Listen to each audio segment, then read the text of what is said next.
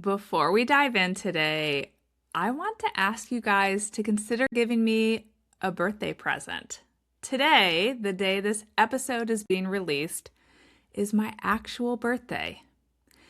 If you have found this podcast helpful, would you please, pretty please, take a moment to stop right now and rate and review the podcast on whatever platform you're listening. It would mean the world to me because it truly helps us reach more listeners. And for us to be able to continue to write and produce this show and provide it to parents as a valuable free resource, we need it to continue to grow. So please, as a birthday present to me, take a second here to rate and review the podcast. And thank you for being a part of my community. Your time is valuable, and I know it, and I'm honored that you're choosing to share a little bit of that time with me. Okay, on to today's episode. If you haven't yet potty trained your little one, this episode is for you. Hi, I'm Allison Egidi, a pediatric sleep and wellness coach and a mom of two. I love to help parents find solutions. This is How Long Till Bedtime.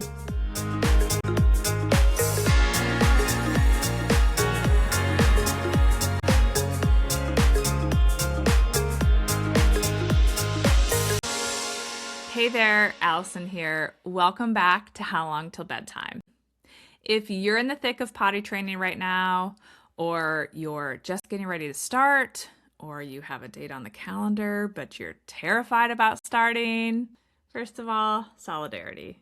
Potty training is one of those parenting milestones that is exciting and exhausting and maybe a little bit scary, all in equal measure. And one of the questions I get asked most often when parents are getting ready to start potty training, or if they're in the middle of it, is, do I need to ditch the pull-up at night too? Maybe you've read a potty training book that says you should go cold turkey, underwear only, day and night. Maybe you have a friend who did it that way and swears by it. Maybe you're just not sure what the right call is. Today, I want to answer that question clearly and explain exactly why I recommend keeping the pull-up or a diaper on at sleep time, even after your child is fully trained during the day. And I also want to share some really interesting research about what's actually happening in your child's brain and body at night that I think will make this recommendation make a lot more sense. So here's where I want to start, because I think this is the most important thing for parents to understand. Daytime potty training and nighttime dryness are not the same milestone. They are driven by completely different developmental processes, and they do not need to happen at the same time. When your child learns to use the potty during the day, they are learning to recognize the sensation of a full bladder and respond to it while they are awake and alert. That is a skill that can be taught and practiced. Nighttime dryness is something different entirely. It requires your child's brain to do something kind of remarkable, if you think about it. It requires it to suppress the automatic bladder emptying reflex while they are deeply asleep. Think about that for a minute. While your child is basically unconscious, their brain needs to register that the bladder is getting full, decide to hold it, and either keep sleeping, or if it gets too full, wake them up so that they can go to the bathroom. That is a sophisticated neurological process. And here's the thing, it develops on its own time, in its own time, and at a unique time for each individual child. I want to share some research here because I think it's genuinely fascinating and it reframes the whole conversation around nighttime dryness. In babies and toddlers, the connections between the brain and the bladder haven't fully formed yet. The bladder essentially just releases urine whenever it feels full. There's no signal, no override, no conscious control initially. It just happens. As children get older, those brain-bladder connections develop. And eventually, when the neurological wiring is mature enough, the brain can suppress that automatic reflex during sleep. But here's where it gets interesting. There's also a hormone involved. It's called the anti-diuretic hormone, or ADH. ADH is a natural substance that signals the kidneys to produce less urine at night. In adults, ADH levels naturally rise during sleep, which is why most of us can sleep for 7 to 8 hours without needing the bathroom. But in young children, the body's production of ADH is still maturing. If a child isn't producing enough ADH yet, their kidneys may keep making urine at a daytime rate throughout the night, which means their bladder fills up faster than their brain can handle it during sleep. So when your child wets the bed, it is often not a behavior issue. It is literally a hormone and neurological development issue. Their body is not ready yet. And research tells us that most children don't achieve reliable nighttime bladder control until somewhere between the age of 4 and 6, with boys typically getting there later than girls, because the areas of the brain involved in bladder control develop more slowly in boys on average. Some children achieve this quite a bit earlier, but some will also achieve it later. So the range is wide, and I should say what is considered the normal range is very wide. So with all of that in mind, here are the reasons I consistently recommend keeping the pull-up on during sleep while you potty train. For one, your child may not be developmentally ready, and that is completely normal. As I just explained, nighttime dryness is a neurological milestone, not a behavior that we need to train. Putting your child in underwear at night before their brain and body are ready doesn't speed up that development. It just means, more often than not, more wet beds. And wet beds in the middle of the night mean disrupted sleep for both your child and for you, and it often means more anxiety around sleep. Wetting their bed, or even the idea of knowing it's a possibility, can create a lot of sleep anxiety that wasn't previously there, that doesn't need to be there, and that can lead to sleep resistance and or middle of the night or early morning disruptions. Reason 2, kids are smart and they will use the bathroom as a tool.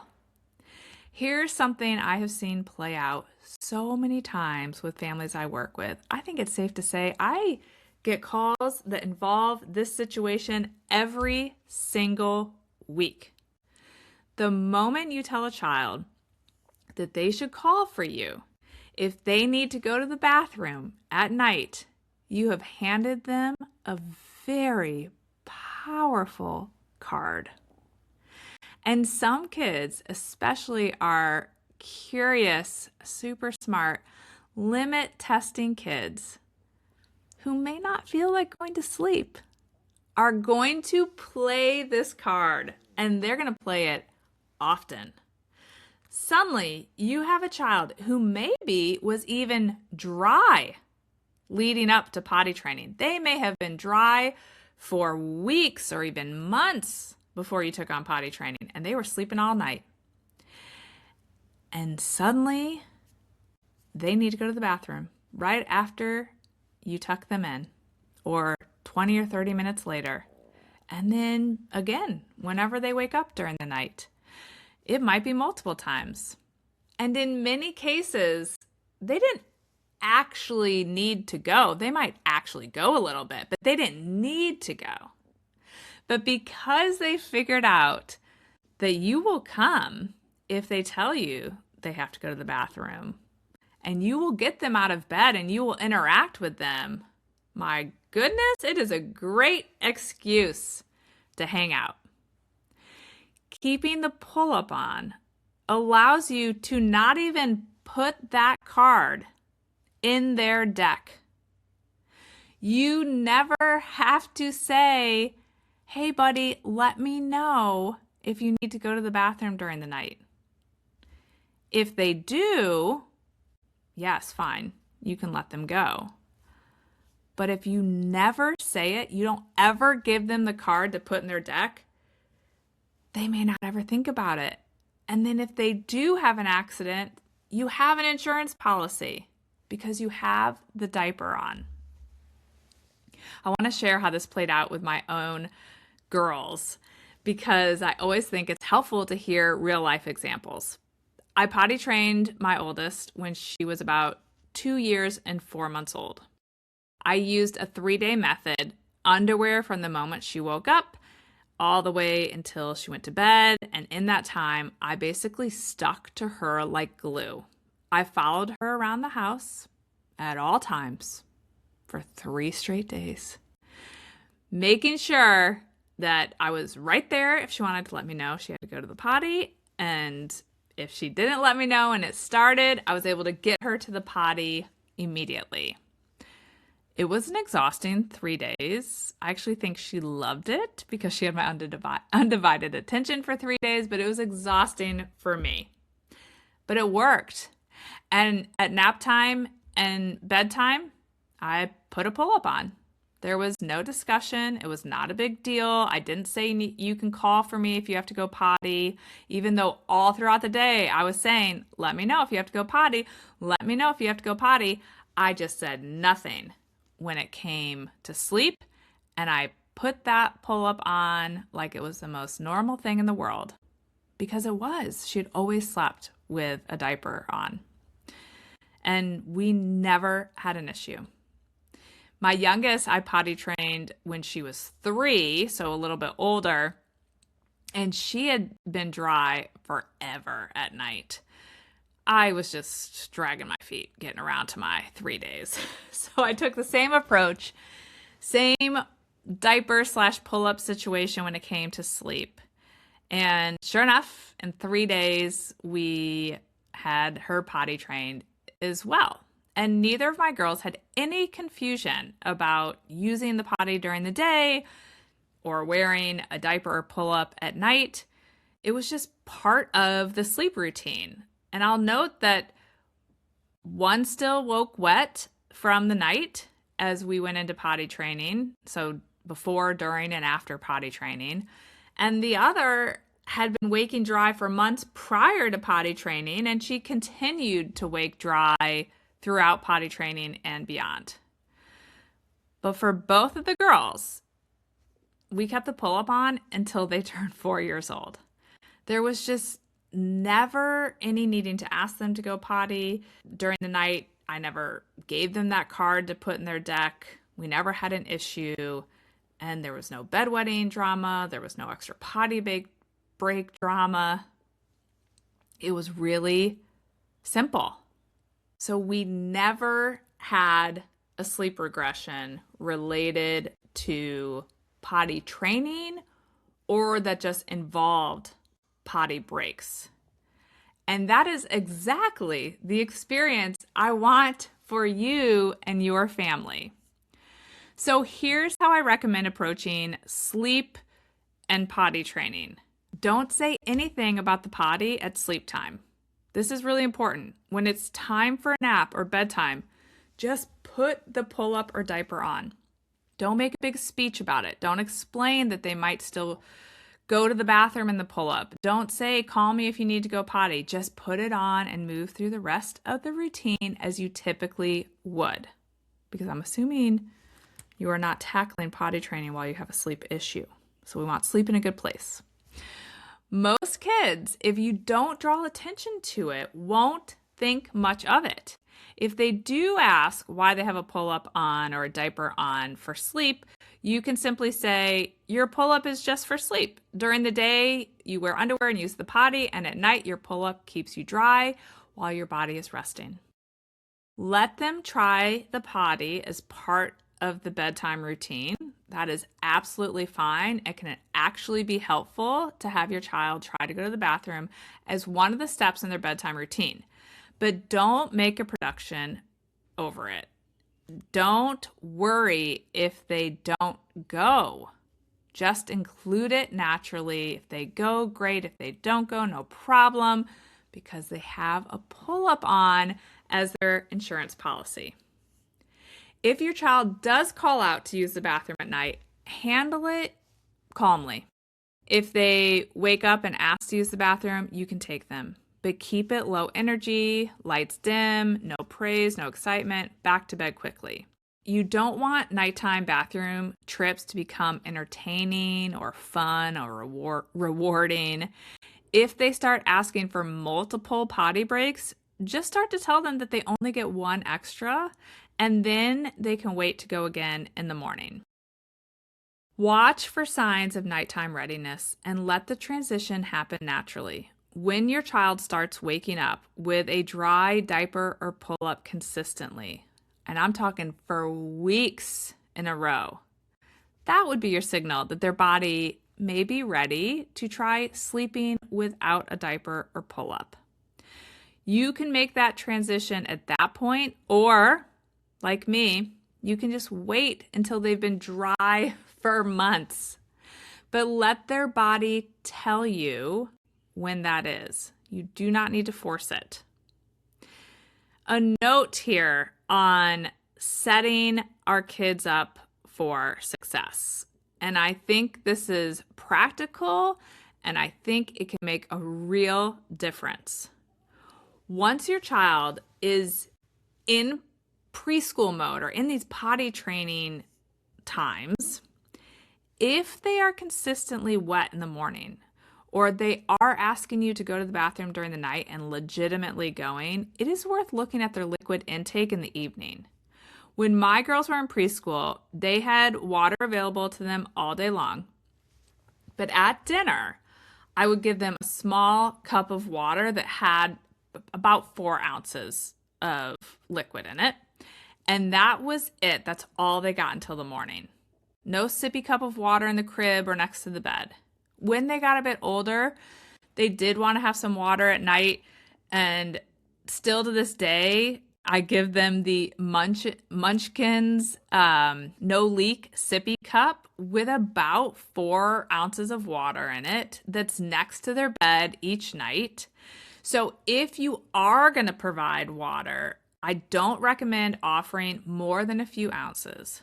And if it's your plan to do that, I recommend that you do it every night.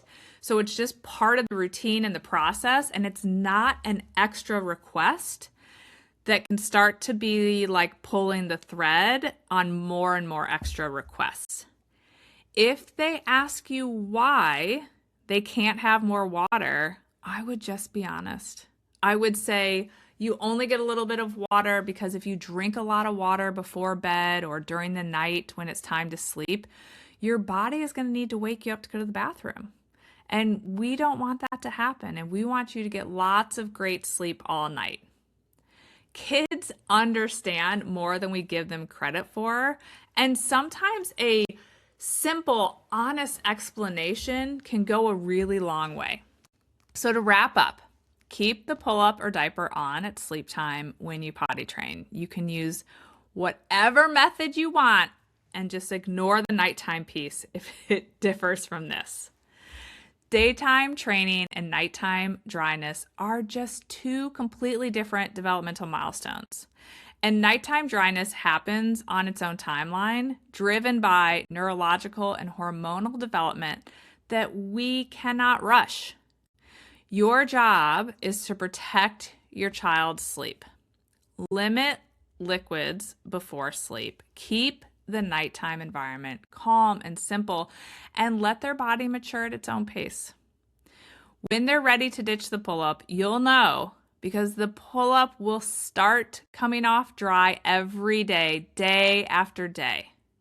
Until then, don't make things more complicated than they need to be. Keep the pull-up on so that everyone can stay in their good sleep groove. If this episode was helpful, share it with a parent who is preparing to dive into potty training. And as always, thanks for listening. I hope you'll come back again next week. Bye for now. Thank you for listening to How Long Till Bedtime. To learn how we can work together to improve your child's sleep, please visit sleepandwellnesscoach.com.